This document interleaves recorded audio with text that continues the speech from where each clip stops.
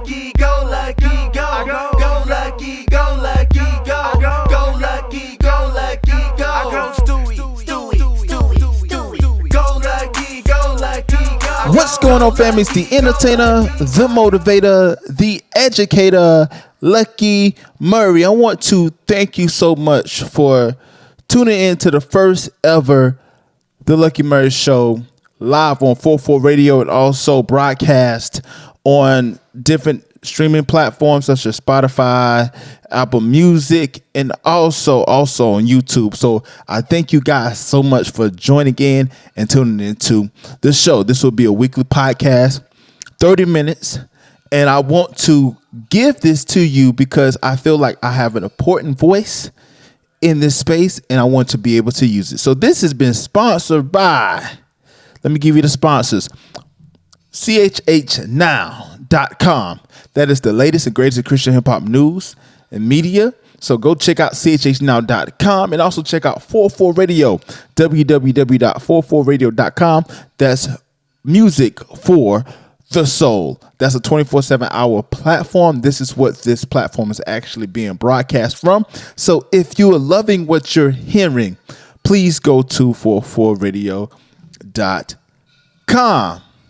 So in this episode, we're going to be talking about two things in particular that I think that are super important. The first thing I want to talk about is Tekashi 6ix9ine and what we can learn from Tekashi 6ix9ine. He is the rapper out of New York who has been mesmerizing the hip hop and also the music industry by his tactics, and also Lecrae, the big homie Lecrae. Has Lecrae actually sold out? We're going to talk about a little bit about that in the broadcast. But before we get started, man, I want to give you some hip hop news and entertainment stories to set you off to win. So, Lecrae Restoration. Shout out to Lecrae Restoration has sold 10,000 units. It was roughly around 4,000 units sold physically, and that report came from the Cruise Hip Hop Corner. That is a popular CHH YouTube platform. So the link will be in the description if you're watching this on YouTube. If not, go to the Cruise Hip Hop Corner. They are a great follow to have as well. So he went number one on the Christian charts, and he also went number two on the overall hip hop charts the first week that it was released. And that's why one of the topics that I wanted to talk about today was indeed, has Lecrae flopped or has Lecrae fell off? And we're going to talk a little bit about that because I want to give details. I spoke about it on my YouTube video, but I also wanted to give details as well. So we're going to talk more hip hop stories and news. Dr. Dre ex-wife wants $2 million in spousal support, temporary spousal support. If you haven't been following the story, it's been crazy. Dr. Dre is worth billions, a few $1 billion, and him and his wife is getting divorced. I think they've been married over 20 plus years, and she wants $2 million. As the story moves up, we're going to see what that entails. And this story was brought to you by TMZ.com. So it says, wife wants $2 million a month in temporary support.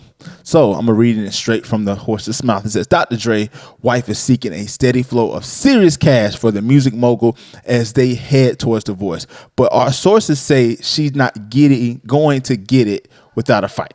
She's not going to get it without a fight. So this is crazy right here.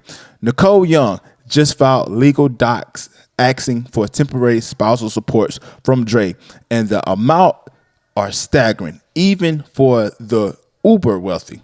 According to the docs, Nicole wants $1.9 million in temporary spousal supports.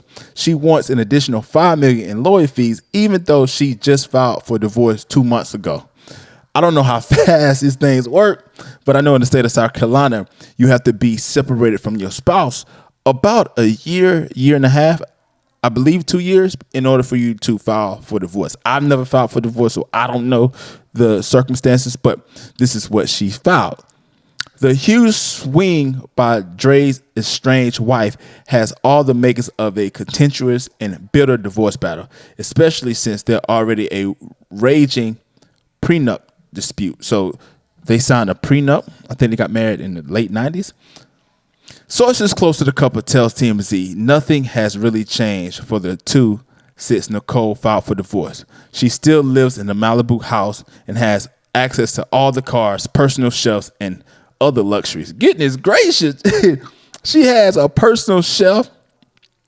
She has all these different luxuries. That's crazy. That's crazy. Let's keep going. Our sources say Dre's going to push back, arguing Nicole doesn't need anywhere close to that amount since her lifestyle hasn't changed. Nicole, on the other hand, will argue she doesn't want to depend on Dre paying the bills, thus the need for temporary support. I don't understand if you don't need Dr. Dre to support you, but you're still asking for support. Dr. Dre, whose net worth is estimated at $88 million, denies he ever tore up the prenup and says she signed it willingly and wants it enforced. Dre and Nicole wed on May 25th, 1996, and they have 2 adult children together, a son named Truce and a daughter named Truly. So at least they won't have to deal with child support. Man, that is crazy, man. So $2 million. I have no idea. That is crazy. So, man, even though you're rich and famous, you still go through things. So, man, that's a crazy story. Another news that we're going to go to, because these are hip-hop news and we're going to get into our main topics. Tekashi 6ix909 sold 55K his first weeks. That was according to DJ Academics. And a news report stated that his sales was actually 150, and then they went down to like 35K, and they're back up to 100. And no, they're back up to 55K. So Tekashi 6ix909 is now expecting to sell 65 equivalent album units as the new album title tells during its first week out. With each day, it seems like we're receiving conflicting information about Tekashi 6ix909 album sales. The controversial rapper from Brooklyn has been quiet all week, but his best friend DJ Academic has been keeping the world updated on first week sales. At first, Tekashi was expected to move approximately 150,000 equivalent album sales. However, Billboard implemented new rules about bundling. The rapper dropped an entire 100,000 units. Goodness gracious. So if you don't know what bundling is, basically what it is that artists nowadays been selling digital albums with merchandise or ticket sales. So if you brought a ticket or if you brought a shirt, the album came with it, and that's how a lot of artists been racking up on them not streaming sales, but they've been racking up on the album sales, which in all actuality, those album sales came because of bundling. So Tekashi 6ix909 was bundling his newest project with merch, and Billboard did not count that. The latest numbers saw 6ix9ine clocking in anywhere between 40K and 50K sales for his first weeks out, but now AK, which is Academics, is updating these figures, announcing that they have been increased. Taken to Twitter, AK claims that his friend is now looking at around 65 equivalent units for his new album, which features Nicki Minaj and the blogger himself. Of course, DJ Academics is saying that the album's going to sell more because he's on it. And we're going to talk a little bit more about Tekashi 6ix9ine, so I don't want to get too much into that. So the last story was disgraced R&B singer R. Kelly was jumped in prison by another inmate. He was attacked in his bed because of COVID-19. Let's talk a little bit about that, and then we're going to get into our main topic of the day, man. Thank y'all for rocking with me so much. This R. Kelly alleged attack by a ticked off inmate. R. Kelly got a taste of jailhouse justice. A frustrated inmate went on the attack and jumped Kelly in his cell, TMZ learned.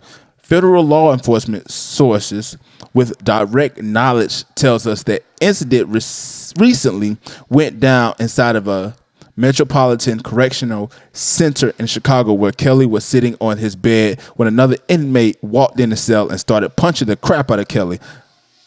Keynote: I wish he knew how to. I wish that R. Kelly believed that he could fly during this incident. Little jokey joke, people. Let's keep going, man. Our sources says the inmate went on the attack because he was angry about the detention facility being placed on lockdown a couple of times, largely due to Kelly protests outside the jail.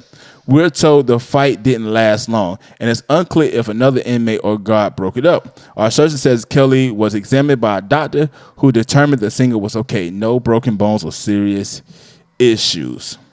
So, a spokesman for the Federal Bureau of Prison tells TMZ it cannot comment on an individual inmate's condition or of confinement or medical status due to privacy and safety reasons. We also reached out to Kelly attorney Stephen Greenberg for a comment, but he declined to discuss the incident and says Kelly has been a model inmate. Back in 2019, when Kelly turned himself into Cook County Jail, the facility's 6,100 inmates had to sit tight whenever Kelly was on the move there. So the protest was because of COVID-19, and Kelly is wanted to get out because of the possibility of him contracting COVID-19, which has the world in a pandemic this year.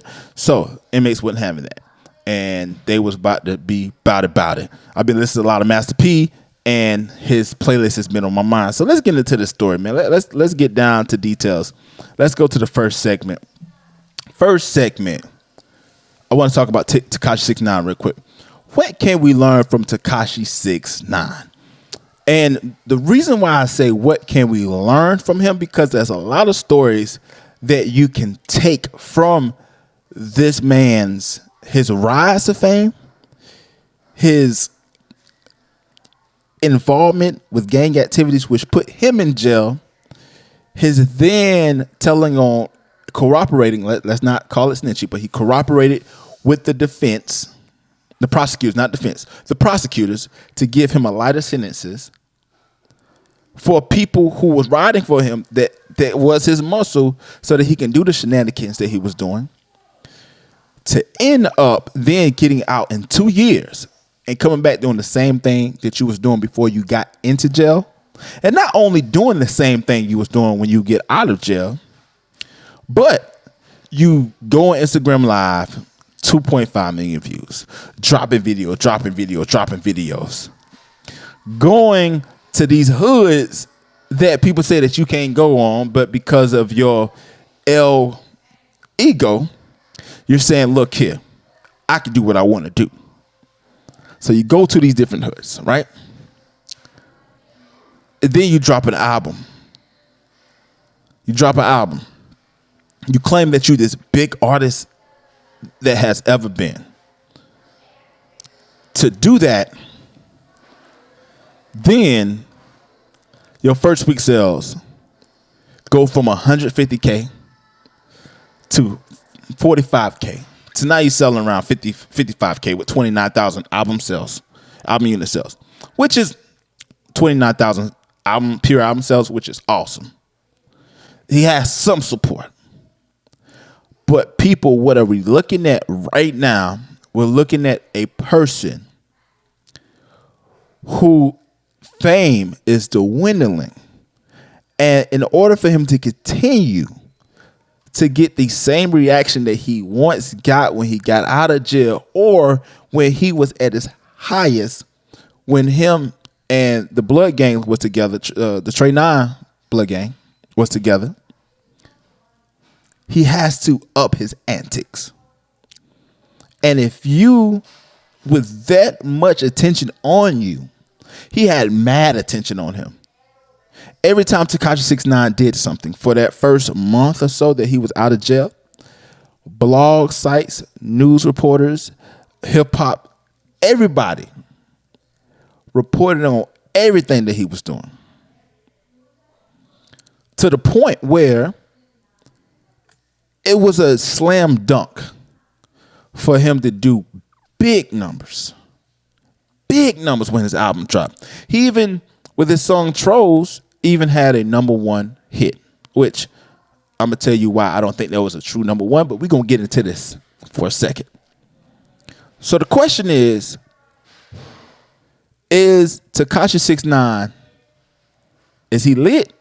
As the words of people saying, is he somebody who is going to withstand the storm of fame, or is he going to crumble under pressure? I'm going to say that one more time for the people in the back. Is Tekashi 6ix9ine built for this life? I want to say that. Because fame is such an interesting drug. It is so interesting, to say the least, because we have to understand that when you seek fame dwindles, and fame is misleading, because what you think you are famous for or what you think people love you for, they don't necessarily love you. They just love the thing that you do. And if you stop doing that thing, they're on to the next person. So that's why when people want to be famous, that's why when people want to gather clout, they don't understand how this game works. And this game would spit out realness. So as I look at Tekashi 6ix9ine, I look at a few things. One, he cannot keep up the pace that he's doing right now. He's going to crash and burn, and it's going to happen sooner than later. Because this guy is literally traveling the world, or the United States, let's say the United States, with heavy security, which costs mad money. For one, so you gotta be an artist that sell. And I'm not talking about 55K. Anything under 100K for Tekashi 6ix9ine is a flop. For the exposure that he got, for the amount of clout that he was building, for the amount of social media followers and the streams that he was getting, for him to sell 55K. And I think that Billboard was being generous by allowing some of those bundles to be counted, because if they didn't allow that, he would be sitting at 35K right now, which is a major flop. That's number one. Number two,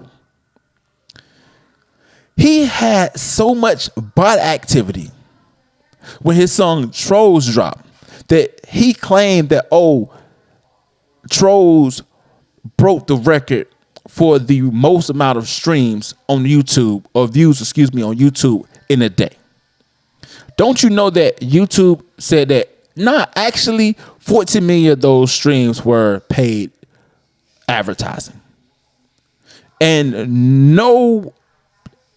we can only imagine how many bots that was going through and building up these plays, because let's face it, music industry people pay for streams.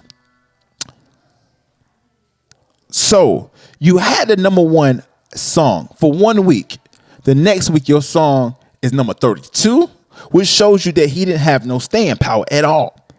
And then after that, it fell off.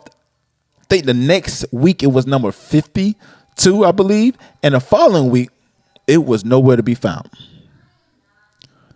So here's the thing that you have to understand. Just because you have clout, it does not guarantee or translate into loyal listeners. It does not guarantee that people will care about the stuff that you release. And Eric Thomas says this: it's the easiest thing is not to go to a nobody to somebody back to nobody, right? Because you was already a nobody.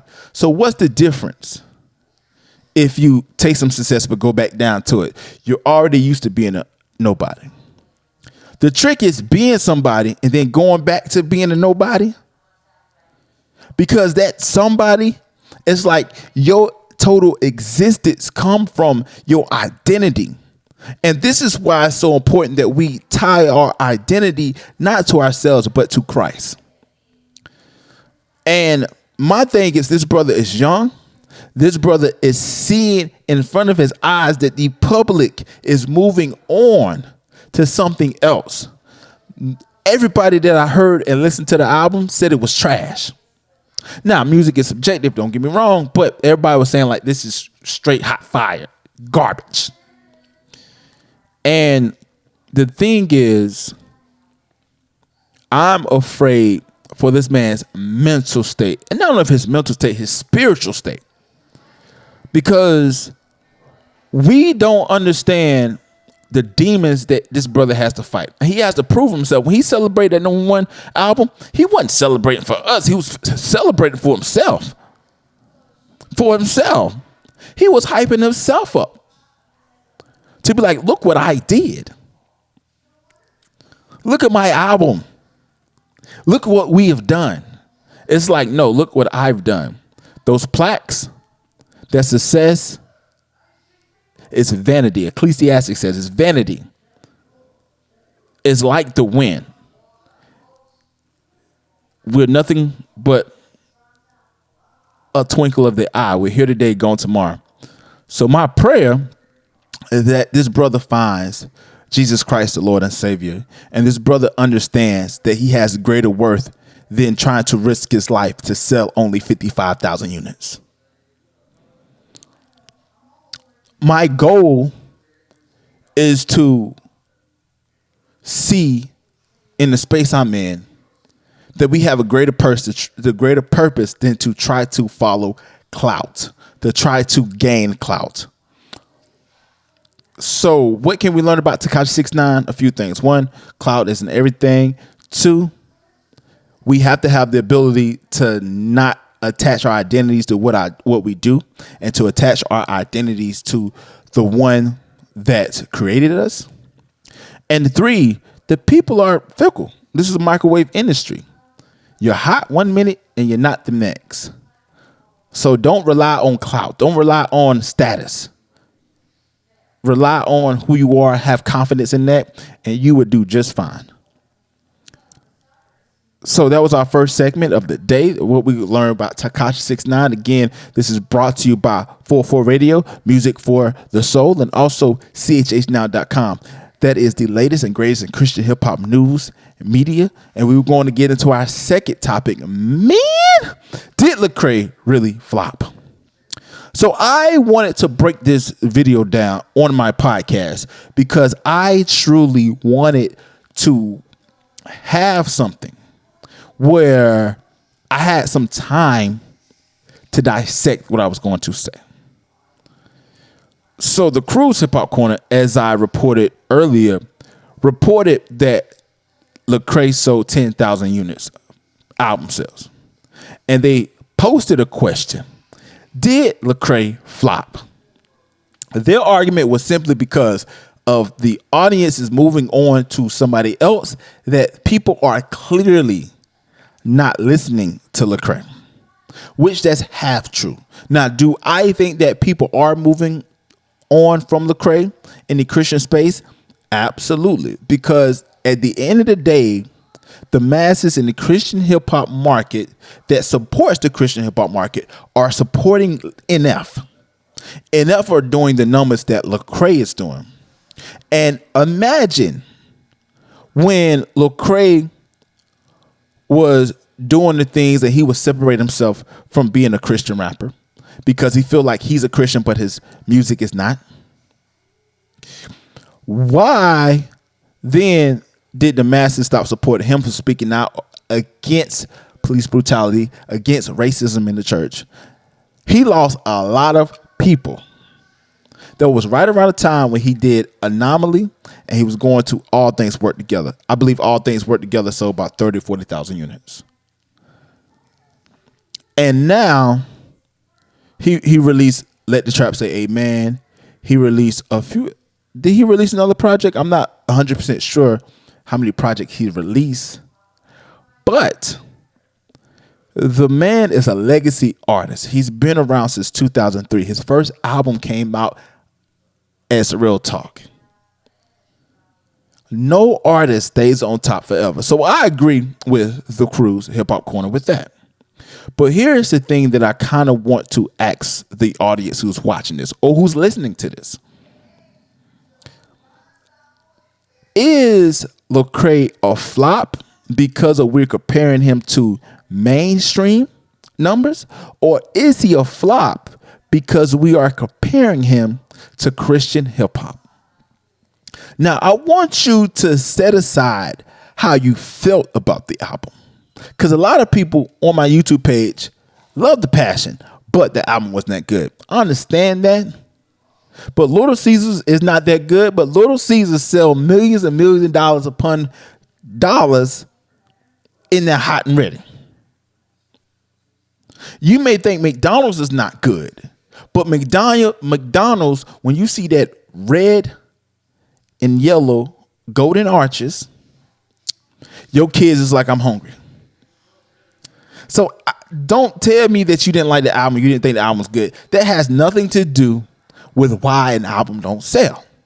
My question to you is simply, is 10K a flop from mainstream or Christian hip hop? Let's debunk the issue with Christian hip hop real quick before I go, because I only have a few more minutes left. Artists in the Christian hip hop space do not post their sales numbers. The only thing that they post is their streaming numbers. And if you calculate their streaming numbers, it's nowhere close to what Lecrae is doing his first week. Somebody posted it on Twitter and said a lot of these CHH artists are mad, but they're getting that within a year, 10K sales a year. I don't even think they're doing that, because once their album reached a level of anticipation, after release, the anticipation goes down. A lot of people don't have a post-release strategy. They just have a pre-release strategy, and they're getting to first week. And once they have those first week's numbers, they kind of cease to exist in promoting that album, promoting that EP, promoting that mixtape. So if artists are not posting their numbers, then how can we say Lecrae is a flop in Christian rap when nobody is posting those numbers? Now, if we equate 10K to streaming, Lecrae has done millions and millions and millions of streams. If we equate his sales to streaming, who in the Christian hip hop space is doing millions and millions and millions and millions of streams other than NF? We're going to take him out. Don't worry, I'll wait. So if the standard is Christian hip hop, Lecrae is still single-handedly outselling 99% of Christian hip hop right now. And Lecrae is MJ, 40 years old, playing for the Wizards. Now, let's say, hey, let's put him at hip hop. 10K is a flop. Okay, let's do that. 10K gave Lecrae the #1 album in Christian top albums, and also the #2 album in the country and hip hop. 10K, who again in hip hop is charting #2 overall album within a week. Only a select few people are given that chance to even chart on the top rap albums.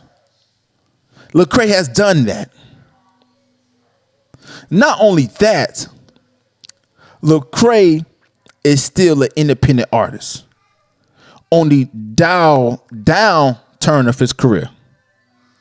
And the artists and all that stuff that he's built gave him 10K. But let's not stop there. What if the album sells more and it builds up steam? He already has a gold plaque, which Anomaly is a gold album. He has a platinum plaques with singles, platinum, gold, and platinum singles. So they may have a pro strategy to continue to move these units. And when touring opens up, oh my goodness, we may see this album do some numbers. I'm not saying it's going to go gold. I'm not saying it's going to go platinum. But what I'm saying is that this is only first week.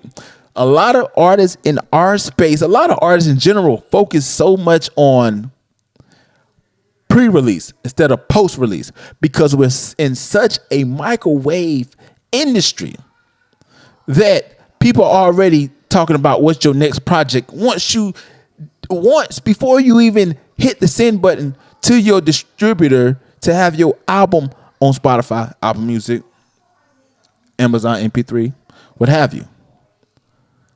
So with 10K, which gives you #2 album in the country, the rap charts, number 69 on the Hot 200 charts, 200 albums that released that week, or not released that week, out of 200 albums for that particular week, your album's number 69 overall. We don't know what his album did as far as independence. I didn't check those numbers. I would say 10K is pretty good for the artist in his standard and where he's in his career is at. We got to look at where his career is at. So I think that in Christian rap, we need to first sell 10K before we can go and disqualify Lecrae and be like, we ain't nobody's listening to him no more. Well, who's listening to CHH? besides us. Somebody else show me they can sell 10K, I would say Lecrae's a flop. So that has been the Lucky Murray Show, sponsored again by CHHNOW.com. That's the latest and greatest in Christian hip hop news and media, and also 44 Radio, music for the soul. Go to www.44radio.com. Listen to independent Christian hip hop and urban R&B 24/7, and look out 8 p.m. Eastern Standard Time is the Lucky Murray Show, and Fridays we have the Review Fridays. So again, it's the entertainer, the motivator, the educator. Please don't forget all three, Lucky Murray. And thank you guys for tuning in to the Lucky Murray Show. It's on all digital platforms after Thursday, so check it out. The video will premiere on YouTube Friday, so you don't want to miss it. So I love you guys so much. If you're watching from YouTube, thank you so much for joining me. And I'll see y'all next time, people. Go lucky, go lucky, go.